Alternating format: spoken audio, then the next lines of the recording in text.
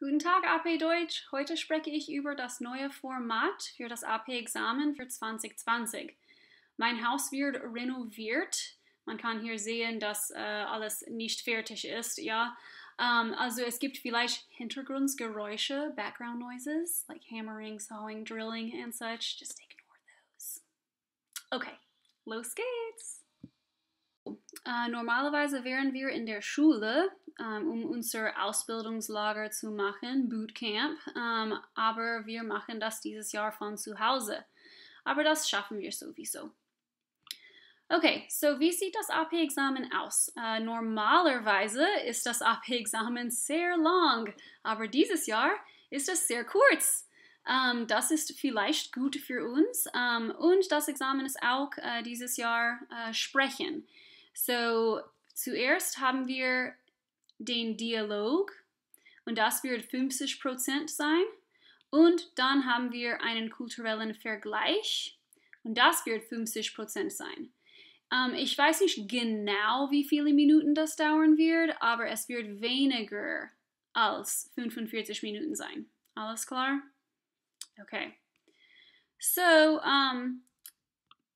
was bedeuten die Noten 1 bis 5? Eine kurze Wiederholung hier. Wir haben schon dieses Jahr diskutiert, was die AP-Noten bedeuten, aber man könnte sagen, dass es wie ein Hamburger ist. Wenn es nur das Brot ist, dann ist das eine 1. Ja, it didn't meet the requirements. That's not a hamburger. Ja? Okay, wenn es das Fleisch ist, dann ist es eine 2. It partially met the requirements, but it's still not a hamburger. Dann haben wir Nummer 3.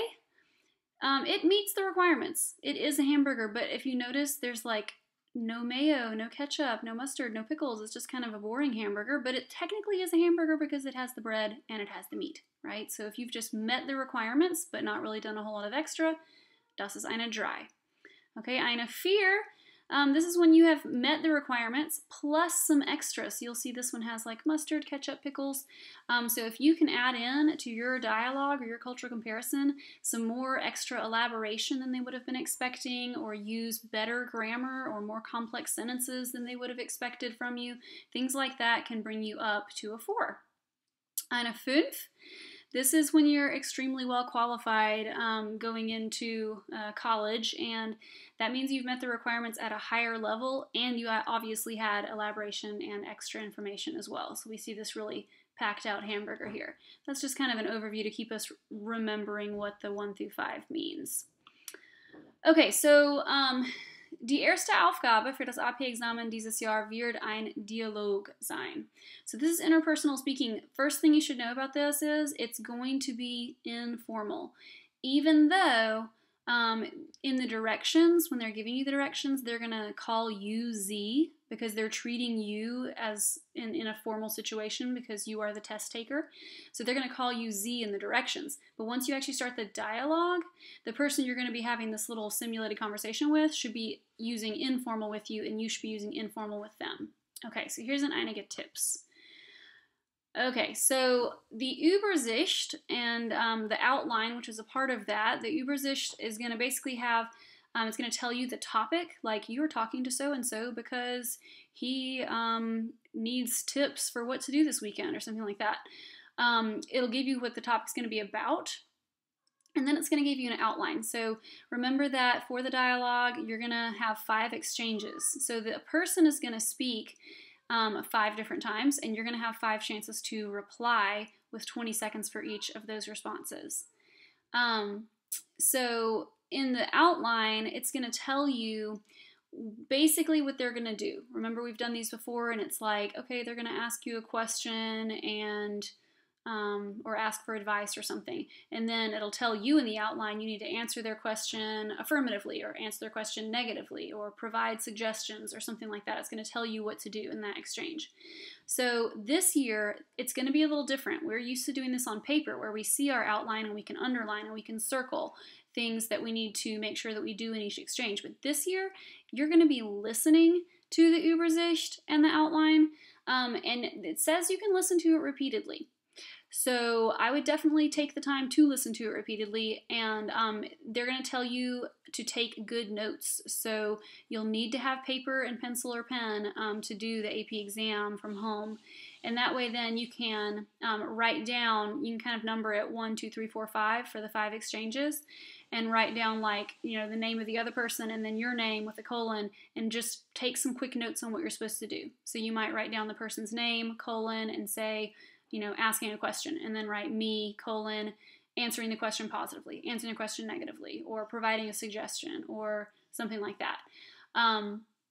Just based on what you hear is going to happen in the outline. So taking good notes is going to be key this year. And then you'll know that you get all your main tasks for each part of the exchange done. Okay, the second tip here is to not stop your recording between responses. We should be used to this. The directions are going to tell you when to start recording and when to stop recording. So when you hear them tell you, you know, start your recording now, then you'll click start, and then you'll click stop whenever they tell you to. All right, obviously, because we don't have a very long AP exam this year, you really want to take as much advantage of the little bit that you do get to do, and say as much as you can on the topic in each 20-second segment. 20 seconds isn't very long. You get 5 of them for the dialogue, and then your next task is just going to be the 2-minute presentation. So really, you're trying to make as good of an impression on these raters as you possibly can about your German language skills. So try to think on your feet and try to elaborate. Just make stuff up. It doesn't have to any of it be true. This is a simulated dialogue anyways, pretending that you're someone talking to someone, you know. So if somebody asks, what do you have to do on the weekend? It better not just be like, oh, ich muss Hausaufgaben machen, and then silence for the next 15 seconds. Instead, fill it up with as much as you possibly can. So like, oh, ich muss zuerst Hausaufgaben machen, aber danach gehe ich mit meiner Schwester und wir spielen Tennis, und dann gehe ich einkaufen mit meiner Mutter, denn ich brauche neue Klamotten für die Schule. I mean, just like fill it up with as much as you can until the 20 seconds are up, okay? And the next tip is stick with the topic and the flow of the dialogue. Don't stray off and try to kind of like, I don't know, go your own way or make a joke or make something funny. Try to keep to what they're telling you to do in the outline so that it's going to make sense. Because otherwise you may say something and then whatever their next response is makes absolutely no sense with what you just said. And you won't be able to show understanding as well, so stick with it. Okay, focus on the question words that you hear when a question is difficult to understand. I would say that almost every time there's at least 1 or 2 questions that are kind of difficult to understand, and you don't have to know every word of the question. If you understand the question word that started it, you may be able to respond to that. So you might hear something that was like, Van, blah, blah, blah, blah, blah, and you didn't understand anything except for the Van. Well, you can at least say, oh, am Wochenende, 12 Uhr am Samstag. You can just kind of like fill in something that answers the question Van, because at least they'll know that you understood part of it. And what I would say, if that happens to you, if you didn't understand a question and you kind of just can give a tiny little dinky answer, but you're really not sure, give that little dinky answer, and then still fill the last bit of the 20 seconds with as much as you can possibly say. So if you had that Van Bull and you were like, I don't know what he asked, I just know Van, give him like, oh, am Samstag, and then just start talking about the topic, you know, like, oh, and I just thought of this, and, you know, we should do this later, or blah, blah, blah. Just elaborate. Fill up the time, okay? Take advantage of every second you have to talk. Die nächste Aufgabe ist der kulturelle Vergleich. This is going to be presentational speaking, and it's as if you're giving a presentation to your class. Okay, so first tip. This also will not be given on paper like we are used to. So instead of being able to read the question, you're going to hear the question or the prompt. So be sure to listen to it repeatedly. They do say you'll be able to. I'm asking for clarification right now on how many times you can repeat these things when you're listening before you start. And they're supposed to get back to us within a week or 2 and let us know exactly how many times you'll be able to listen on the exam. So for this, when we're doing cultural comparison, remember you either want to make a Venn diagram or a T-chart. And so the Venn diagram, that's the one where you would say, like on one side, in den deutschsprachigen Ländern, or in Deutschland, or in Deutschland, Österreich und der Schweiz. So that's all on one side. On the other side, you'd have in den USA, or in meinem Land or something. And then in the middle, you would have in beiden Ländern. Okay, in beiden Ländern. So you'll make that Venn diagram if you feel like you have things to say that, like, it's this way in Deutschland, it's this way in den USA, but we also have a lot of things in common, and you want that section in the middle to put those things for in beiden Ländern. If you do a T-chart, it's really going to be if you have a topic where you think we don't have a whole lot in common here. There are things that it's like that over there, and then it's like that over here, but I don't really have a need for a both or a beide section. So that's how you pick which one. It just will entirely depend on what topic they give you. You'll have 4 minutes to prepare, and so definitely you're going to need to just do bullet point notes in preparing. You won't have time to write out full sentences. One of the phrases I already mentioned in beiden Ländern, for in both countries, but a lot of times I hear y'all wanting to say like both in Germany and in the US. Well, you can't use beide with that in German. Remember that we have this phrase sowohl blank als auch blank. That's like both this and that. So you could say sowohl in Deutschland als auch in den USA if you wanted to say both in Germany and in the US. Okay, you'll have 2 minutes to speak.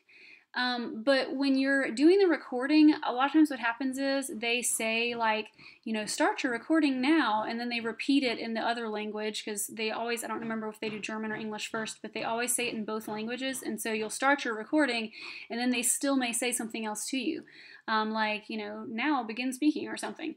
So you have 2 minutes to speak. The problem is sometimes their directions take you a few seconds into that.